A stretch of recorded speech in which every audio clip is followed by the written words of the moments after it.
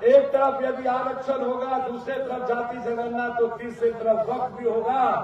Are पार की युद्ध होगी, लड़ाई होगी। शाहबुद्दीन जी आ जाते हैं चुनाव लड़ने, तो कभी अंधे अकबर, कभी कोई, कभी मुफ्ती मोहम्मद सईद। आप दूसरों के घर को अच्छा लगता है। ये जो 100 लाख करोड़ का जो जमीन है मोदी जी, इस पर निगाह को छोड़ दो। ये तो अल्लाह का है, इसको इसका एयरपोर्ट बना लिया। तुम्हारी औकात नहीं हुई आज तक एक बार निफाज तो कुछ कर लो। मोदी जी हमारे हाथ से मुल्क चले गए।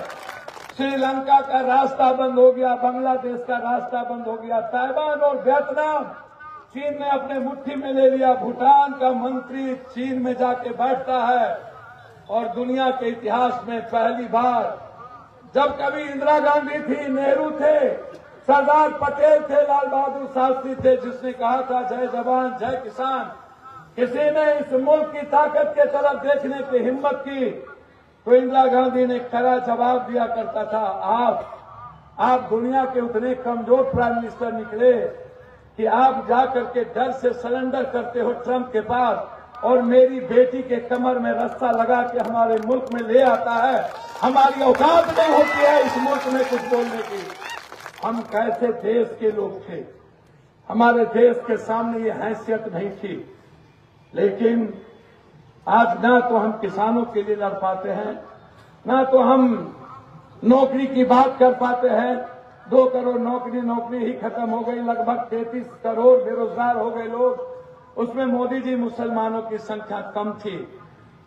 मोदी जी कोरोना के बाद सारी फैक्ट्रियां बंद हो गई। मैं कोई जात और धर्म के लिए मुखालफत नहीं करता हूं। मेरे पूर्णिया में एसडीपीआई के लोगों ने और हमारे ही परिवार और बुजुर्गों ने इस सीमांचल में एक शुरुआत की है। इसीलिए यह मेरा दायित्व था एज ए सांसद इस मुल्क के संविधान को बचाने के लिए आपकी मदद करना। और पप्पू यादव बेटे की तरफ खड़ा है, हम सगे भाई की तरफ खड़े हैं। हिंदुस्तान की वो कदर में वो आवाज, मैंने कोई राजनीतिक नहीं, कोई मतलब नहीं। जब कोई विचारधारा आता है तो उसमें पप्पू यादव की कोई राजनीति नहीं होती। हमें राजनीति नहीं आता। राजनीति आता तो या तो हम नेपाल के पीएम हो गए होते या तो अन्य स्टेट के सीएम हो गए होते। हम भी कहीं चले गए होते, हम भी किसी के साथ समझौता कर दिए होते। मैं मानता हूं कि बिहार बड़ा विचित्र प्रदेश है, अपनों को दूर भगाता है, दूसरों को गले लगाता है। कभी शाहबुद्दीन जी आ जाते हैं चुनाव लड़ने, तो कभी अंधे अकबर, कभी कोई, कभी मुफ्ती मोहम्मद सईद।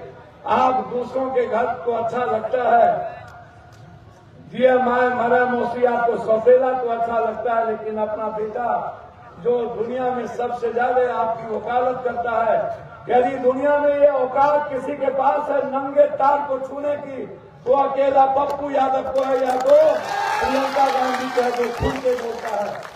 आप सेकुलर पार्टियां को भी उठा के देखो, जो खुल के मुखालफत कांग्रेस के अलावा कोई नहीं करता, एसडीपीआई के अलावा कोई नहीं करता।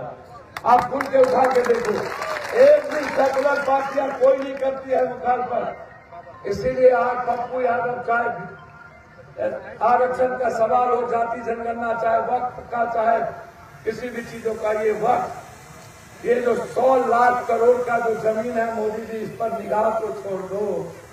ये तो अल्लाह का है, इसको क्यों मुसलमान मानते हो? ये किसी मुसलमानों का मोदी जी नहीं है, ये तो अल्लाह का वक्त है। जहां से दुनिया और तालीम बदलने की तैयारी होती है, यहाँ सियासत नहीं होता है। इस वक्त में मोदी जी कभी कभी धर्म को तो बख्श दो, कुंभ को तो नहीं बख्शे, कम से कम भक्त को तो बचने दो। मोदी जी कुंभ में भी हमारे भगवान को आपने नहीं छोड़ा। 140 साल का कुंभ कह करके, जबकि 12 साल के बाद कुंभ लगता है। कुंभ के पानी को दुनिया का सबसे गंदा पानी बन गया। आस्था की चीज थी, कुंभ मेरा था, जिंदगी मेरी थी, भगवान मेरा है, इबादत मेरा है। मोदी तुमने तो जबरदस्ती भगवान बनने का प्रयास किया। नर्क में भी जगह नहीं मिलेगा किसी, इसलिए आप चिंता न करिए। जिसने कुंभ को नहीं बख्शा उसको कोई नहीं बख्शेगा। अरे पत्रकार बंधु, आप नेता का तो बयान दिखाते हो, लेकिन शंकराचार्य का बयान क्यों नहीं दिखाते हो? शंकराचार्य कहता है ये लोग नफरती है, ये लोग मुल्क के सनातन के दुश्मन है। शंकराचार्य का भी तो बयान दिखा लो। शंकराचार्य कहते हैं कि ये जो लोग हैं, ये लोग इंसानियत के सनातन के दुश्मन है, ये गरीब के दुश्मन है, ये भगवान के दुश्मन है। भगवान मेरा है, सनातन मेरी जिंदगी है। गरीब की जिंदगी में सनातन की विचारधारा है। जब तक गरीब की खुशियां नहीं बदलेंगे तब तक पप्पू यादव चैन से नहीं बैठेगा, ये यहाँ रखेगा। 10 मार्च से सदन में जो हवाउस चलेगा, एक तरफ यदि आरक्षण होगा, दूसरे तरफ जाति जनगणना, तो तीसरी तरफ वक्त भी होगा। आर पार की युद्ध होगी, लड़ाई होगी। बहुत संख्या में तुम हो सकते हो, लेकिन याद रखना लड़ने का जज्बा है। संविधान से इतर यदि कोई कानून ला करके किसी भी विचारधारा को तुम खत्म करना चाहोगे तो पप्पू यादव जैसे लोग जब तक जिंदा रहेगा किसी एक जाति के भी विचार को खत्म करने की तैयारी नहीं हो सकती।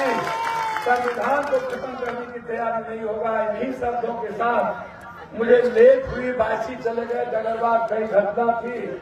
मैं क्षमा मांगते हुए अपने राष्ट्रीय अध्यक्ष और अपने यहाँ के कमेटी के साथियों को मैं धन्यवाद देता हूँ।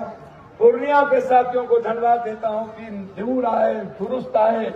कहीं से तो शुरुआत हुई, एक बड़ी आगाज होना चाहिए था, लेकिन मैं आग्रह करना चाहूंगा, आप जहां भी मेरी बात सुन रहे हो, क्या किसी ने कोई दिक्कत नहीं थी। आज इस पूर्णिया की धरती पर वक्त के सवाल पर तिल में जगह नहीं रखना चाहिए। मैं मुसलमान भाइयों से कहना चाहूंगा, अरे मुसलमान भाइयों, आप तो लड़ना जानते हो, दलित और आदिवासी। भगवान बिरसा मुंडा के बाद यदि किसी के लड़ने और मरने का जज्बा किसी ने पैदा किया तो हजरत हुसैन ने किया। तो आपको दिखाना चाहिए था, आपकी एक अच्छी शुरुआत थी। चलिए अब कम आए शुरुआत की, इसके लिए आपको बहुत बहुत धन्यवाद देते हुए मैं हृदय की गहराइयों से आप इस लड़ाई को अपने जिंदा रखो, सोशल मीडिया से इस लड़ाई को जिंदा रखो। आप इतनी आवाज दो कि दिल्ली की सल्तनत हिल जाए और उसको कान का पर्दा फटे और इसलिए आप सोशल मीडिया, इंस्टाग्राम के माध्यम से लड़ते रहो, यही मैं आपसे कहने आया हूँ।